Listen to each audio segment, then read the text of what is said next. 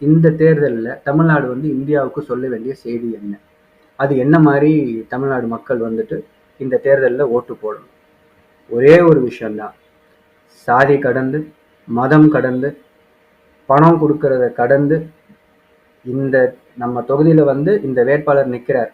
எந்தெந்த வேட்பாளர்லாம் நிக்கிறாரு, அவர் எந்த கட்சியை சார்ந்தவர், அந்த கட்சிக்கு வந்து என்ன கொள்கை, இதுக்கு முன்னாடி அவங்க என்னெல்லாம் சொன்னாங்க, என்ன செஞ்சாங்க, இல்லை செய்ய ட்ரை பண்ணாங்க, இப்போ இருக்கிறவங்க என்ன சொல்றாங்க, செய்வாங்களா மாட்டாங்களா, அவங்க வந்து சாதி வெறி, மதவெறி, இல்லை ஏதாவது பிற்போக்குவாதம் இருக்கிறவங்களா இல்லாதவங்களா, அவங்களோட தேர்தல் பிரச்சாரத்தை எல்லாத்தையுமே கொஞ்சமாவது கவனிச்சு இதுல யாரு பெட்டர், இதுல யாருக்கு நான் ஓட்டு போட்டா எனக்கும் என்ன சார்ந்தவங்களுக்கும் என்னோடு வாழ்ற பிற சகோதர மக்களுக்கும் நல்லது நடக்கும் அப்படின்னு யோசிச்சு அரசியல்ல வந்துட்டு